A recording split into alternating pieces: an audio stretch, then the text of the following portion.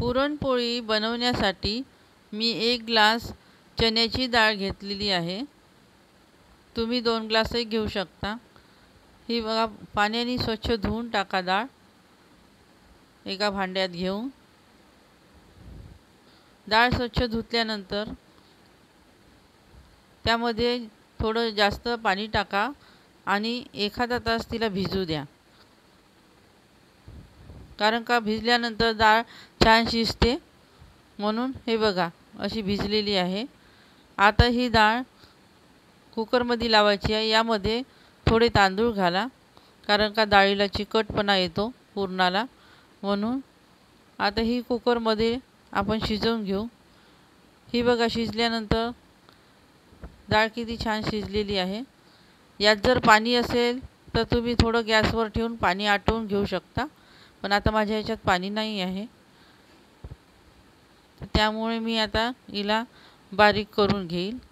एक गंज घ्या जाडबुडाचा, त्यावर अशी चाळणी घ्या एक बारीकशी, आणि त्यामध्ये डाळ टाकून वाटीच्या साहाय्याने किंवा मग चमच्याच्या साहाय्याने तुम्ही अशी बारीक करून घ्या. छान डाळ बारीक होईल, जसं पाट्यावरचं पुरण राहते तशी. हे बघा तुम्ही किती छान घट्ट आहे डाळ. हे बघा पूर्ण वाटल्यानंतर डाळ किती घट्ट झालेली आहे. ही डाळ सगळी हाताच्या साहाय्याने चाळणीतून काढून घ्या. बघा किती बारीक झाली आहे. आता यामध्ये आपल्याला 1 ग्लास आपण चण्याची डाळ घेतली होती, तसेच 1 ग्लास साखर टाकून घ्या. तुम्हाला जास्त जर गोड वाटत असेल तर अजून 1 वाटी टाकू शकता. आणि हाच गंज आता आपण गॅस लावून गॅसवर ठेवू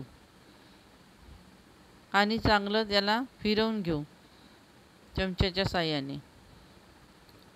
हे बघा कशी पातळ झालेलं आहे.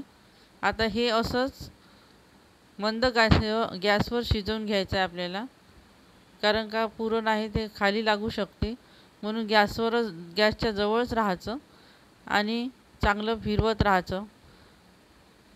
आता यामध्ये आपण जायफळाची पूड आणि लवंग विलायची पूड टाकलेली आहे, आणि थोडंसं मीठ टाका. मिठामुळे पुरणाला छान चव येईल. आणि ढवळतच राहा जोपर्यंत हे घट्ट होत नाही तोपर्यंत. चांगलं घट्ट होऊ द्यायचं, खाली लागू द्यायचं नाही. त्यानंतर आपण आता पोळी करायसाठी कणिक मी आधीच भिजवून ठेवली होती 1 तास आधी. हे बघा पुरण ताटलीत टाकलं आणि थंड झाल्यानंतर हे असं आलं आहे घट्ट. आता त्या कणिक छान मळून घेतली होती, तिचे एक पातळ अशी लाटी करून घ्या. पोळपाटावर थोडंसं लाटण्याच्या साहाय्याने यामध्ये आता आपण पुरण भरू. चमच्याच्या साहाय्याने असा गोळा घ्या, त्यामध्ये टाका आणि हाताच्या साहाय्याने त्याला असं वरून थोडं कोरडं पीठ लावा आणि दाबत दाबत नेऊन असं त्याचा गोळा बनवून घ्या. पोळी वर येईल आणि पुरण आतमध्ये जाईल. या पद्धतीनं तुम्ही करा.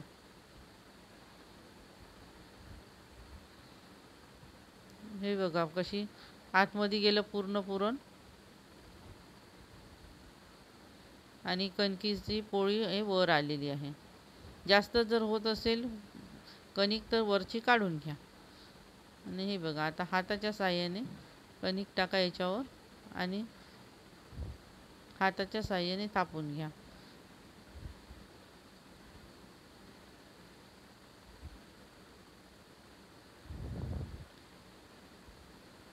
तवा गरम करायला ठेवला होता, त्यावर थोडंसं तेल लावलं आहे मी, आणि त्यावर आता ही पोळी टाकून घ्या. थोडंसं तेल सोडा इकडून तिकडून. तुम्ही तूप पण सोडू शकता. वरून थोडं तेल लावून घ्या ब्रशच्या साहाय्याने.